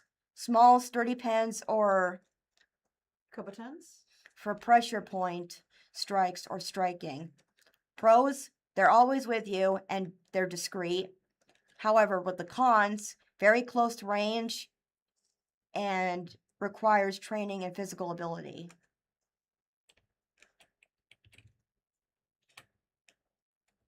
Finally, here are some key considerations and best practices. Training is essential. The saying holds true. You don't rise to the occasion. What? Oh, this is popping my shoulder. Okay. You don't rise to the occasion. You sink to the level of your training. Practice with your chosen tool until it feels natural. We can help point you toward Reputable? local instructors. Legal and local rules. Check your city, county, or state laws. Some places restrict stun guns or certain sprays. Talk to your local police chief or sheriff's office for guidance. What's fine in Missouri might differ elsewhere. The escalation ladder and instances. And instincts. These tools fit in a It is okay, Madison. And a continuum of force. awareness and Escalation. come on. It's okay. Come first. They come first. Call 911 early. Trust your gut if something feels off, and create distance. For families and young adults, talk openly with kids and college students about safety plans. Carry tools you're comfortable with, maintain them, and know their limits. Pepper spray souvenirs remind us to practice development carefully. Deployment. What did I say? Development? It's okay. Let's keep going. Finally, limitations across the board. No tool is perfect. Weather, clothing, drugs / alcohol, or multiple attackers can affect performance. Have a backup plan, run, hide, or use whatever is necessary. Is available. Right. Yeah. Use whatever is available. I mean, even your fists, right? Yes, we're just reading exactly as written. Less than lethal options give many people peace of mind, especially for those who aren't ready for Or don't want a firearm. I was like, ready for what? Let's keep reading. You got this. They emphasize creating space rather than confrontation. At the same time, they reinforce that the best defense is often avoidance and Preparation. I almost got it. Preparation. If you're exploring these tools or have questions about how they fit your lifestyle, stop by Elite Arms. Whether you're a first timer or experienced, our team offers calm. Knowledgeable guidance. We carry quality options, training resources, and can discuss what might work best for you. No judgment. Just be honest. Help so you can feel more confident and prepared. Stay safe, stay aware, and make thoughtful choices. Feel free to call us at 417-350-1064 or visit 2851 South Campbell Avenue in Springfield. I'm here to help. Warm regards, Myron, owner of Elite Arms Company, LLC. Again, 2851 South Campbell Avenue, Springfield, Missouri, 417-350-1064. Or you can go to elitearmsco.com. All right. From the 417, food news in Springfield. Read all about what's happening with the food scene in Springfield in this week's Table Talk. The article starts with an overhead view of chicken parmesan in a black carryout dish. The chicken parmesan is placed on the left of the dish, with an Alfredo pasta placed on the right of the dish. Lately, I've been trying to practice mindful eating. This involves giving your meal your full attention, so no scrolling your phone during breakfast or answering emails during lunch. I've also been making it a point to drag out my meals and thoroughly chew and appreciate each bite. One thing I've noticed so far is that I now look forward to every meal even more because each one offers a little break in the day. I invite you to try and do the same. Now let's talk food news. I've got major updates for you from some of your favorites. The Ozark Mill Restaurant at Finley Farms, Piccolo, The Coffee Ethic, and Tie and Timber. Enjoy! The Ozark Mill Restaurant at Finley Farms menu just got even tastier. Time to make a reservation at the Ozark Mill Restaurant at Finley Farms. They just dropped what they're calling their biggest menu update yet. They've posted it in full online, but at first glance, here are some things we're excited about. The sausage and pepperoni pizza. This one needs no explanation, but we do need you to know that there is a hot honey drizzle on it, so you know it's going to be good. Farmhouse Bold Half Chicken. We're of course excited to try this chicken, but perhaps even more excited to introduce our taste buds to the sides of jalapeno creamed corn, mac and cheese, and cornbread. The chocolate chip cookie ice cream. This new dessert features buttered candy pecans ice cream from Bold Spoon Creamery on a made-from-scratch cookie. Talk about a perfect end of summer dessert. An important update from Piccolo. We've got good news and bad news from Piccolo. We'll start with the bad news. And it's that they've made the decision to temporarily close their dining room. A Facebook post from July 21st cites some struggles they've experienced since reopening after the car crash into the business this past summer. It reads, "Since our accident, we've worked incredibly hard to get back on our feet, but we've also recognized that we haven't been able to deliver the experience we've always prided ourselves on. Rather than continue to fall short on the standards we've set for ourselves, we're choosing to take this time to refocus, reevaluate our concept, and make sure that every decision we make is moving Piccolo in the right direction." Now let's move on to the good news. They're still accepting to-go orders and offering catering services, and they do plan on reopening their dining room in the future. They also started offering family pans on Sundays, which come with 4 generous servings of pasta and 8 breadsticks for $50 to $55. New perks of being a Coffee Ethic regular. If you're not one of the Coffee Ethic regulars, this news might just make you a convert. They just made some major updates to their loyalty program, and it's now super easy to earn rewards. Here's a quick breakdown. You can earn 5 stars for every $1 spent. 20 stars is a free pastry or batch brew. 35 stars, a free pour over or cold brew. 40 stars, a free latte, cappuccino, or Americano. 50 stars, a free seasonal menu drink, 60 stars, a free made-to-order food item. So just to break it down, if you order a made-to-order breakfast item for around $9, you'll already have enough points to get a free pastry or batch brew on your next visit. I do apologize. They're rolling out this... Oh, I didn't sneeze. Oh. They're rolling out this new reward system on July 31st, so be sure to ask your barista to sign you up if you aren't already a member. Itty Bitty News Bites. Shabu Hot Pot just dropped a menu refresh, and one thing we're extra excited about is the new Tom Yum broth. You'll love it if you're a fan of spice. After a 3-month hiatus, Tie and Timber Beer Co. has brought back its smash burgers and fried chicken sandwiches. Cheers! We just noticed a new business sign pop up just off National, across from Cox Medical Center South. It reads, "Acai Eat." We weren't able to find any info online, but if you have the scoop, please drop a note to yum@417mag.com. And that is the end of that article.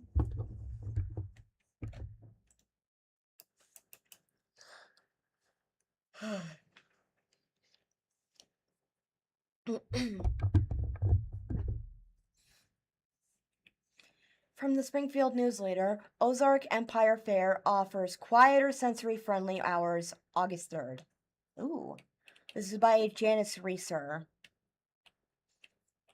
The Ozark Empire Fair, which opens Thursday, July 30th. Wait, that's today. Yes. You want to keep reading? At the fairgrounds at 3001 North Grant Avenue in Springfield. Those are just my doodles. Okay. It will. This park will offer a sensor-friendly experience from 1 to 3 p.m. Monday, August 3rd, giving individuals of all ages and abilities an opportunity to enjoy the fair in a quieter environment.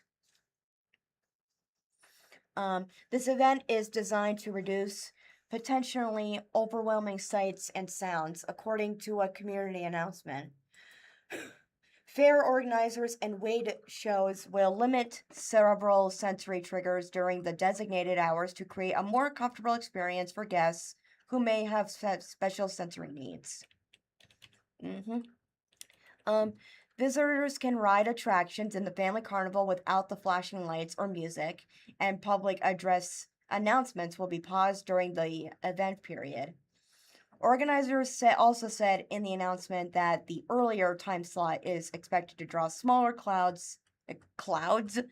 I meant smaller crowds than later hours. Guests who need a break during the event can use indoor spaces at the Wilson Logistics. Arena, which offers air conditioning, seating, and restrooms. The East Hall of the E-Plex will also be available as a quieter indoor option featuring life and art displays. Admission. What was I going to say? Administration. Admission and tickets. No advance Registration. is required to participate in the sensory-friendly hours. The event coincides with the fair's $3 day promotion. Admission is $3 per person. Parking is $3 per vehicle. Several food items will be available for $3, and carnival rides will cost $3 per ride. It's just because it's all on August 3rd. Would you like to keep reading? Sorry. Tax may still apply to some purchases according to the announcement. Guests may pay admission at gates 1, 3, 5, or 10 upon arrival. Here's what to bring. Organizers encourage attendees who are sensitive to noise to consider bringing noise-canceling headphones, as some sounds may still be present despite efforts to reduce sensory stimulation. Guests are also encouraged to prepare for summer weather by wearing sunscreen and a hat and staying hydrated. Water fountains are also available in the E-Plex and the Wilson Logistics. Arena. Additional information about the fair, which runs through August 8th, is available at ozarkempirefair.com.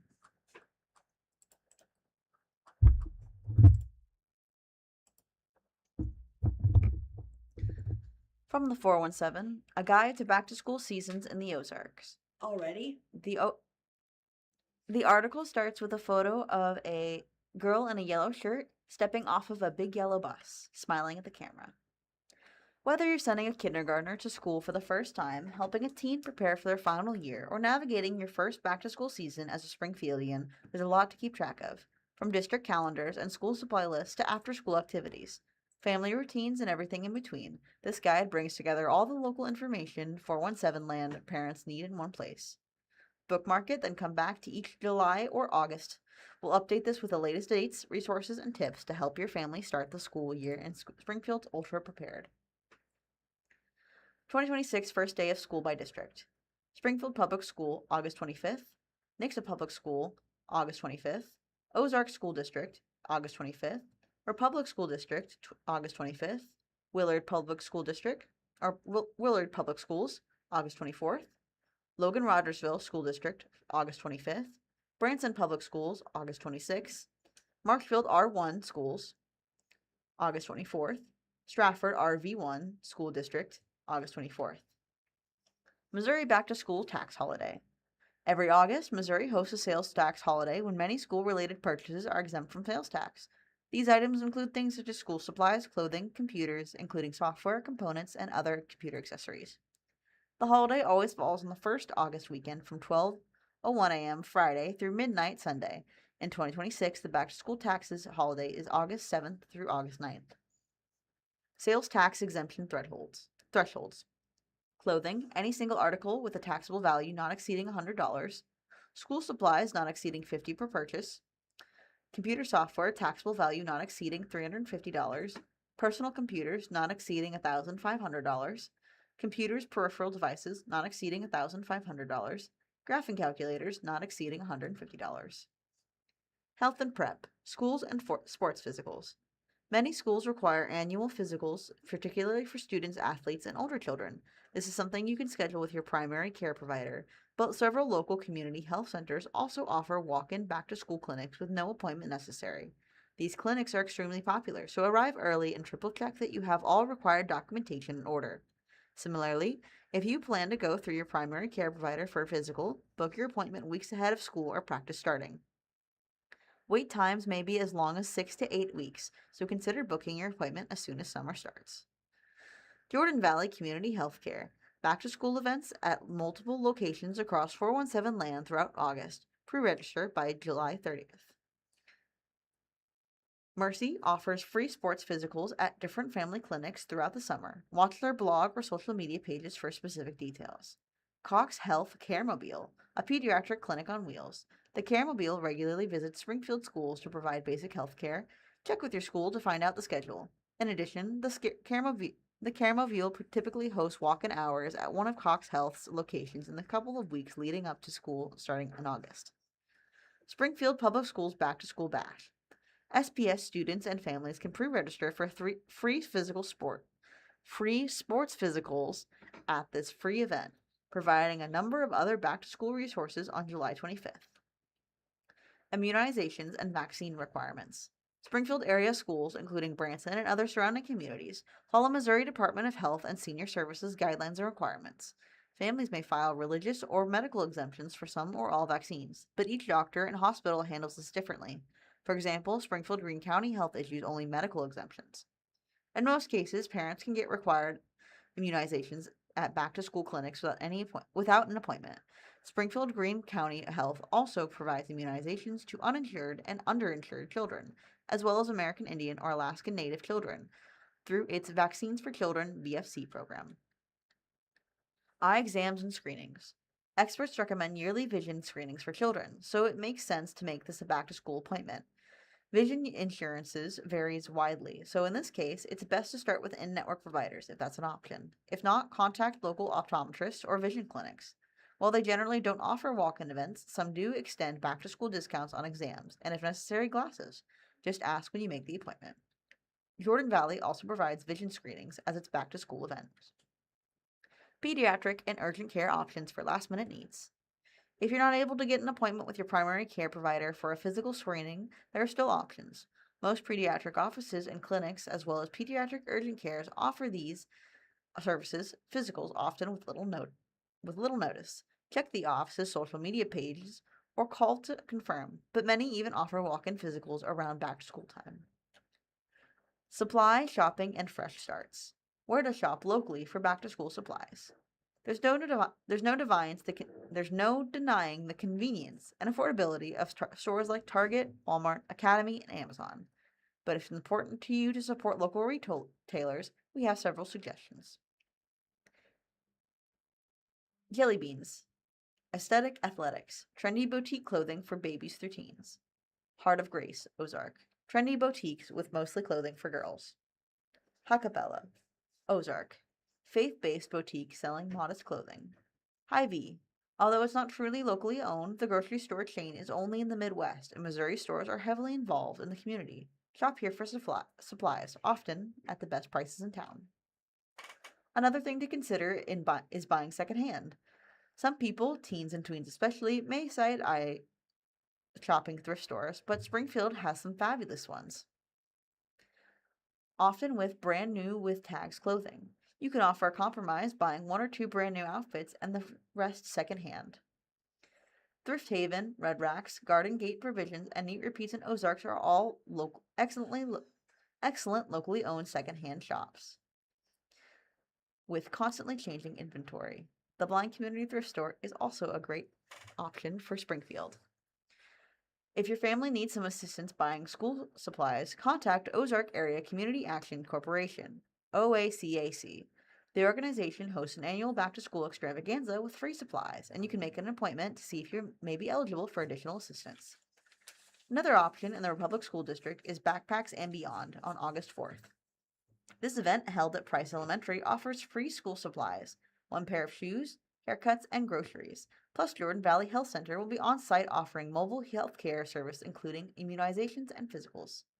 Finally, don't forget the Springfield Back to School Bash, offering free supplies, sports physicals, and meals for SPS students.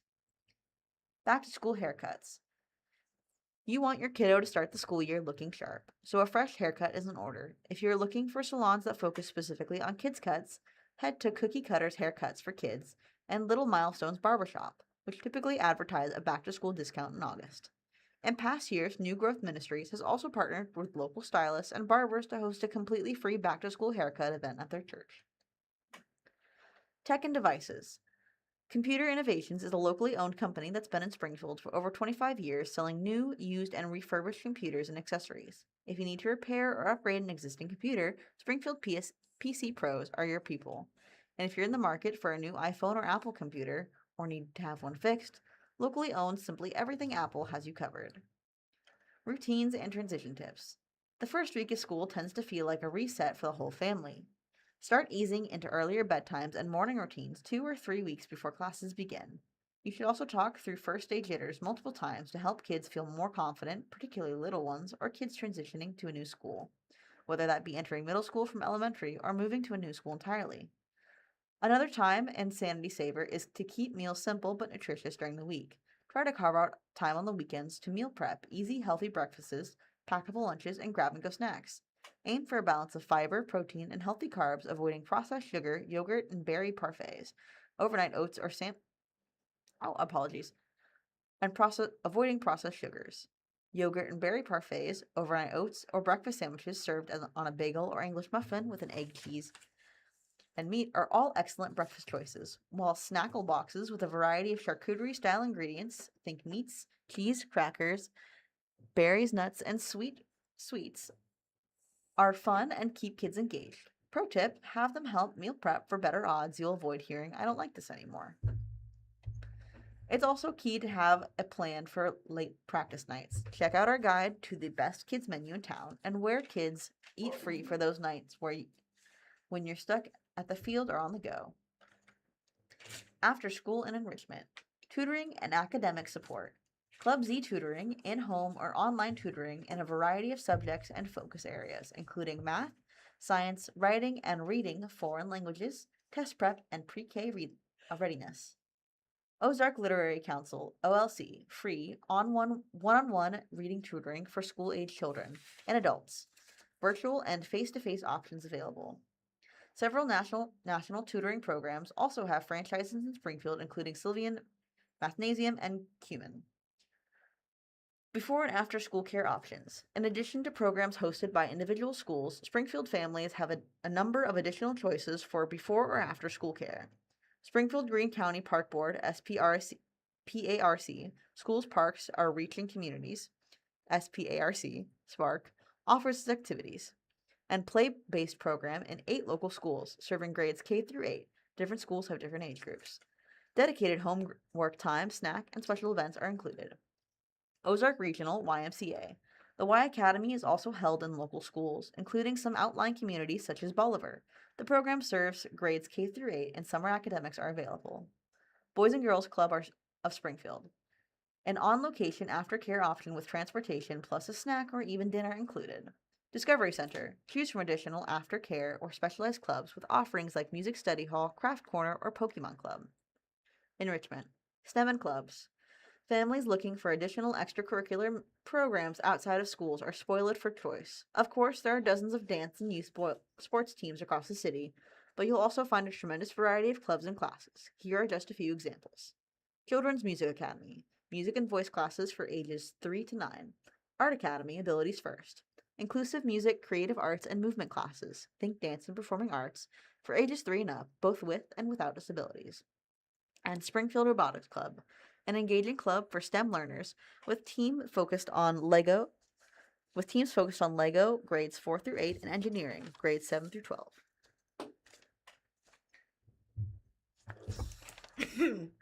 Thank you for listening to the Blind Community Thrift Store radio reading service. Tune in every week, Monday through Friday, on the Blind Community Thrift Store's YouTube channel at 10 a.m. for more up-to-date news from the Springfield News Leader, Springfield Daily Citizen, Springfield Business Journal, and 417 Magazine. Listen after we are live on the Audio Reader Network at www.reader.ku.edu. All broadcasts are played over KSMU subcarrier airwaves at 67 kilohertz on 91.1 from 3 p.m. to 5 p.m. Monday through Friday. Contact Audio Reader Network for information on receiving a pre-programmed radio. I'm Madison. And I'm Sav. See you The time is 12 p.m. later. Next week.